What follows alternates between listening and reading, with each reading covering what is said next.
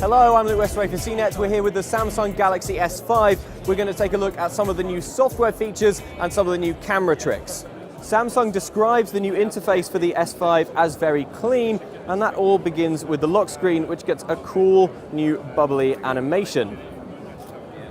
Once you unlock it, you'll see that things are looking a little bit neater, a little bit flatter, and a little bit squarer as well. One thing that's new is this new settings menu. So if I open the settings app here, you can see that everything is a lot more pleasingly laid out. It feels a little bit less dense than this menu used to.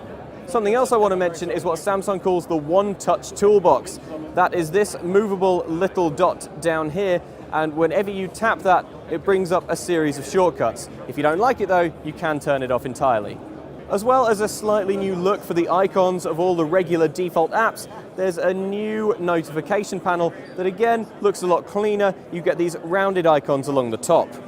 If you're thinking of giving this phone to children, you might want to turn on kids mode. This basically puts the phone into a version that's safe for kids, and it has all these kid-friendly versions of apps. So if I tap this little monster with the camera here, you get this kid-friendly camera software.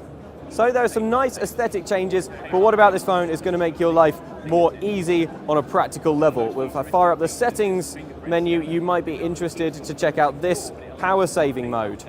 And if you turn that on, it turns the phone's display monochrome, it dims the whole display, and it restricts the Galaxy S5 to just a handful of basic apps, including the phone and messages. Samsung says this mode will get you 24 hours of standby time with the phone's last 10% of battery.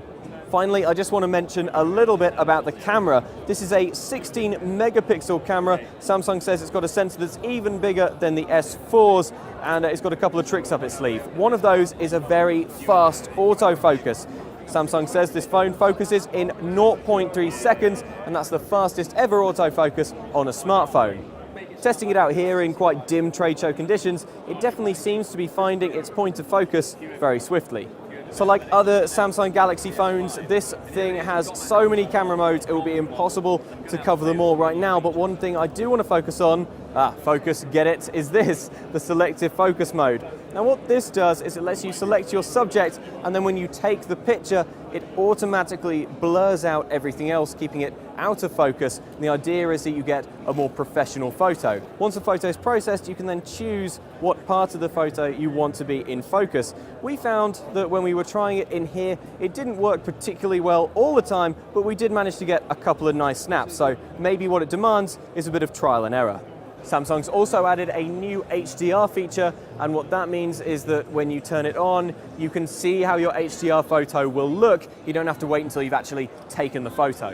What do you think of the Galaxy S5? Are you tempted to buy, or are you feeling a little underwhelmed? Let me know, and check out cnet.com for much more from Mobile World Congress.